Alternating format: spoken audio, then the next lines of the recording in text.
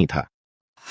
परशुराम जी ने मुझे सिखाया तो सही, परंतु श्राप दे दिया कि जिस वक्त मुझे उस विद्या की सर्वाधिक आवश्यकता होगी, मुझे उसका विस्मरण होगा, क्योंकि उन्हें झांत हो गया कि मैं क्षत्रिय हूं। केवल संयोगवश एक गाय को मेरा बाण लगा और उसके स्वामी ने मुझे श्राप दिया, जबकि मेरा कोई दोष नहीं था। द्रौपदी स्वयंवर में मेरा अपमान किया गया। माता कुंती ने मुझे आखिर में मेरा जन्म रहस्य बताया भी तो अपने अन्य बेटों को बचाने के लिए। जो भी मुझे प्राप्त हुआ है दुर्योधन से ही हुआ है, तो अगर मैं उसकी तरफ से लड़ें तो मैं गलत कहां हूं? कृष्ण ने उत्तर दिया, कर्ण, मेरा जन्म कारागार में हुआ। जन्म से पहले ही मृत्यु मेरी प्रतीक्षा में घात लगाई थी। जिस रात मेरा जन्म हुआ उसी रात माता पिता से दूर किया गया। तुम्हारा बचपन खड्ड, रथ, घोड़े, धनुष्य और बाण के बीच उनकी ध्वनि सुनते बीता।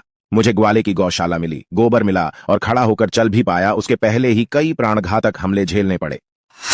कोई सेना नहीं, कोई शिक्षा नहीं, लोगों से ताने ही मिले कि उनकी समस्याओं का कारण मैं हूं।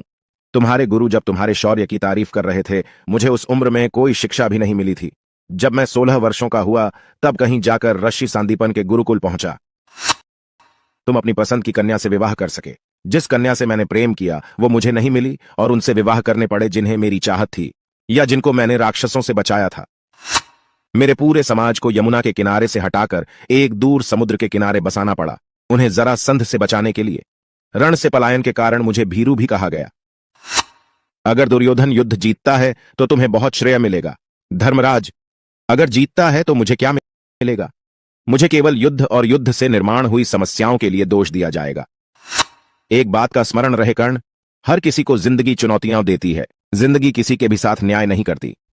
दुर्योधन ने अन्याय का सामना किया है तो युधिष्ठिर ने भी अन्याय भुगता है। लेकिन सत्य धर्म क्या है यह तुम जानते हो। कोई बात नहीं, अगर कितना ही अपमान हो, जो हमारा अधिकार है वो हमें ना मिल पाए। महत्व इस बात का है कि तुम उस समय उस संकट का सामना कैसे करते हो। रोना धोना बंद करो कर्ण। जिंदगी न्याय नहीं करती, इसका मतलब यह नहीं होता कि तुम्हें अधर्म के पथ पर चलने की अनुमति है।